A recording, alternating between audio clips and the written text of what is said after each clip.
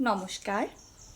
আজকে অন্নপূর্ণার রান্নাঘরে আপনাদের সকলকে স্বাগত জানাই। আজকে আমাদের তৈরি হচ্ছে ঝুরি আলুর চিপস। এটা করতে লাগছে কিছু কুচি কুচি করে রাখা আলু, লাগছে বিট লবণ, লাগছে একটু কারি পাতা আর একটা শুকনো লঙ্কা, আর সাথে সামান্য সাদা তেল। কড়াইতে এবার চাপিয়ে দিয়েছি, আর কড়াইতে এবার আস্তে আস্তে গরমও হচ্ছে। একটু গরম হয়ে যাওয়ার আগে তারপরেতে সাদা তেল লাগবে বেশ খানিকটা। সাদা তেলটা গরম হচ্ছে, এবার আমরা দেখে নেব ওটা পুরোপুরি গরম হয়েছে কিনা। গরম হওয়ার পরে এবার আমরা এটা দিয়ে দিচ্ছি আলুগুলো।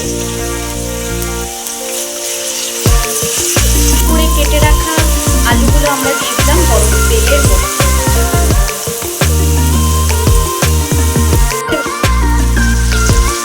আলুগুলো আমরা ভালো করে ভাজতে থাকছি যতক্ষণ না আলুগুলো আমাদের মনের মতন করে নরম হয়ে যাচ্ছে। আলু ভাজাটা মনে হচ্ছে হয়ে গেছে, এই যে লাল লাল হয়ে গেছে আর ঠিক চিপসের মতো হয়ে গেছে।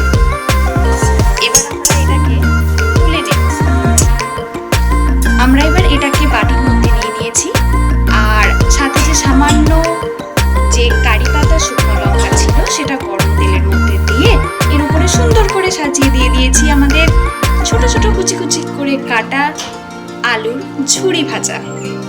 এবার এর সামনে এর ওপরে একটু বিট লবণ দিয়ে দিচ্ছি। ব্যাস, এবার আপনারা দেখতে পাচ্ছেন খুব ভালোভাবে খুব সুন্দরভাবে রেডি করা আলুর ঝুরি ভাজা।